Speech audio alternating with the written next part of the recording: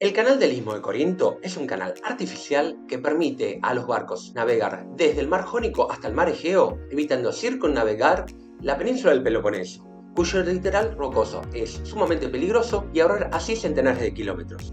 La idea de unir ambos golfos con un canal fue pensada y analizada por muchos personajes a lo largo de los milenios, pero finalmente fue ejecutada y completada en tiempos recientes. Algunos la llaman la obra civil más larga de la historia, y probablemente lo sea. Esto es Aventuras a pie de página. Soy Esteban, su guía de hoy, y en nuestra aventura del día vamos a explorar la historia del canal de Corinto.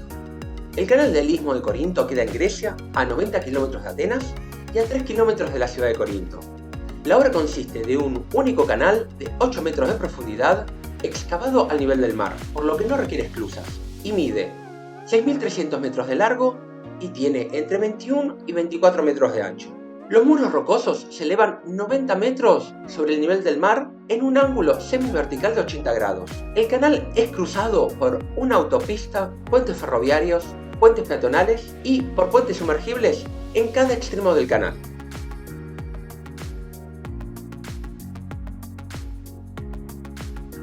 Los buques solo pueden pasar por el canal de un convoy a la vez, en un sistema de un solo sentido, y las embarcaciones más grandes deben ser remolcadas. Hablemos un poco de la historia. La primera persona de la que se tiene registro que quiso construir el canal fue Periandro, el segundo tirano de Corinto y uno de los 7 sabios de la Grecia antigua. Fue disuadido aparentemente por matemáticos egipcios, quienes le advirtieron que, al conectar los dos golfos, se corría riesgo de sumergir el Peloponeso, al calcular erróneamente las diferencias de nivel entre los dos mares. En su lugar, mandó construir un camino para Olcos, un vehículo análogo a un vagón de tren moderno.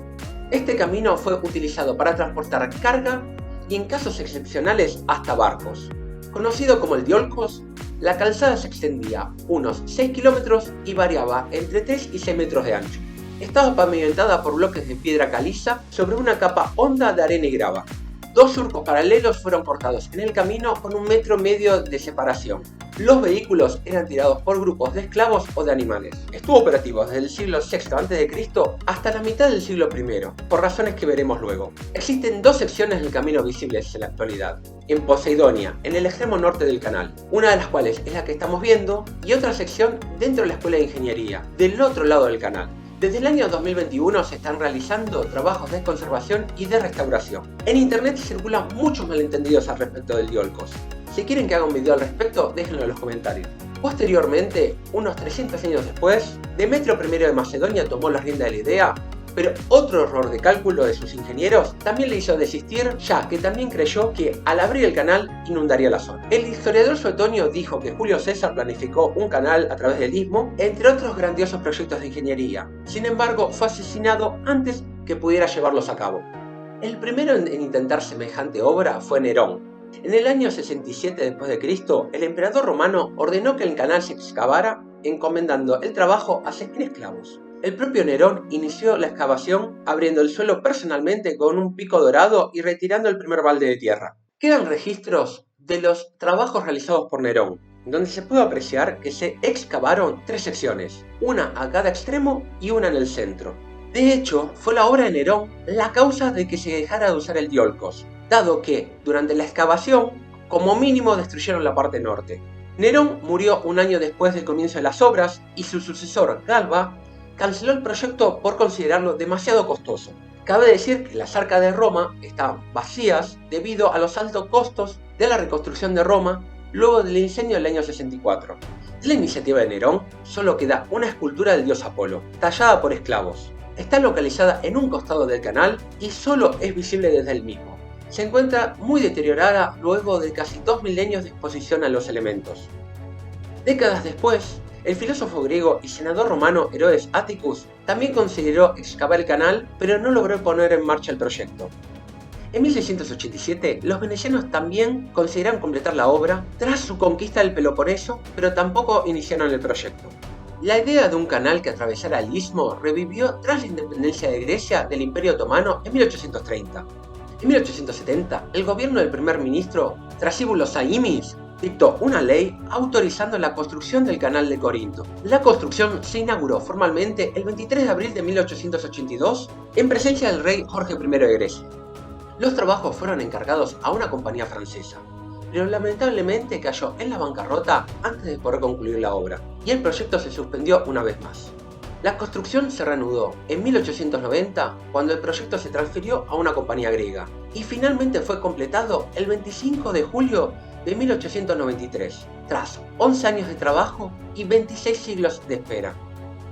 El canal experimentó dificultades financieras y operacionales desde sus comienzos. La estrechez del canal dificultaba la navegación. Sus altas paredes de roca canalizaban fuentes de vientos a lo largo de su extensión y los diferentes tiempos de las mareas en los dos golfos causaban fuertes corrientes en el canal. Otro problema persistente fueron los frecuentes desprendimientos de sus paredes.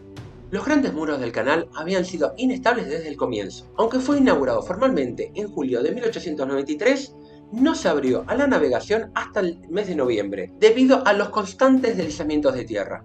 Pronto se descubrió que la estela de los barcos que pasaban por el canal iba socavando las paredes, provocando nuevos deslizamientos. Esto requirió más gastos en la construcción de muros de contención a lo largo del borde del agua. Por estas razones, muchos operadores de barcos no se molestaron en utilizar el canal. Durante la Segunda Guerra Mundial, el canal tuvo gran importancia estratégica y estuvo protegido por múltiples búnkers a ambos lados, muchos de los cuales se pueden ver hoy en día. Fue escenario de una gran batalla el 26 de abril de 1941 que acabó con el principal puente destruido. Cuando las fuerzas alemanas se retiraron de Grecia, el canal quedó inoperativo por las operaciones de tierra quemada. Utilizaron explosivos para bloquear el canal, así como arrojaron locomotoras para dificultar el trabajo de reparación.